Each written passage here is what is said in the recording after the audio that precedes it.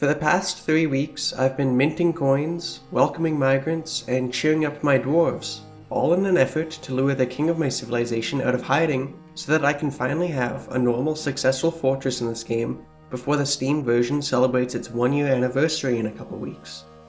My past attempts at building big fortresses have all fallen apart due to either lag or laziness, and I still haven't hunted down the treasure and throne necessary to take this fortress from a mountain house to a mountain home. But after 8 years spent digging, smoothing, and engraving a fortress with absolutely no necromancer-related shenanigans, I did finally receive word that the king of my civilization was coming to stay in my fortress, making this the new capital.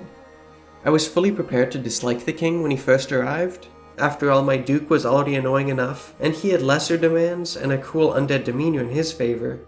But when I clicked on the king and found out that his title in my fortress was apparently prisoner rather than king or monarch or his loveliness or something like that, I was intrigued, and reading through his character sheet and his history and legends mode only made him more interesting to me.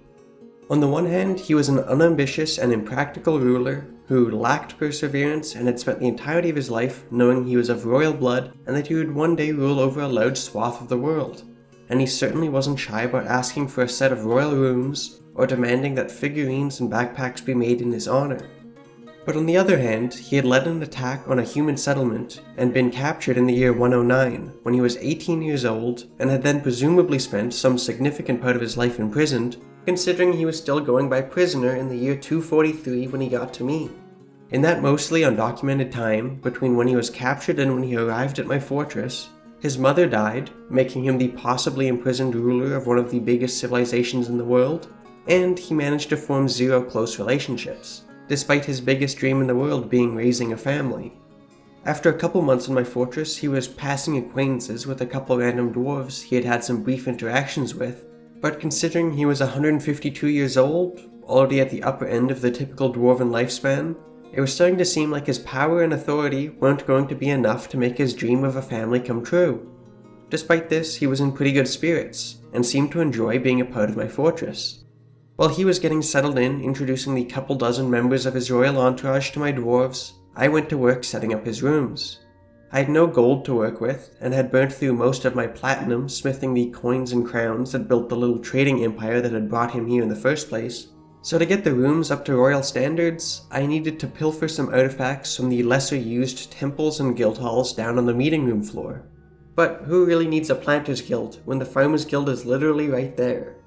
With a little bit of artifact rearranging, and a ton of furniture being dumped into the rooms at random, I eventually injected enough value into his living space that the king was happy with me. For a second, and then he just wanted more backpacks. But once he had really let his new rooms sink in and had properly become the head of the fortress, violated production orders and all, he asked for the 7 symbols and true throne that would take us from a regular capital to a full-on mountain home. While I had originally seen housing the king as a necessary evil that I needed to suffer through to achieve my homely dreams, he definitely grew on me as I looked into him, and so I'm going to have to try to get everything done before he dies so he can achieve his dreams. After all, a family of 200 drunken idiots really puts the home in mountain home. Thanks for watching, an extra thank you to those of you who support me on Patreon, and I'll see you next time.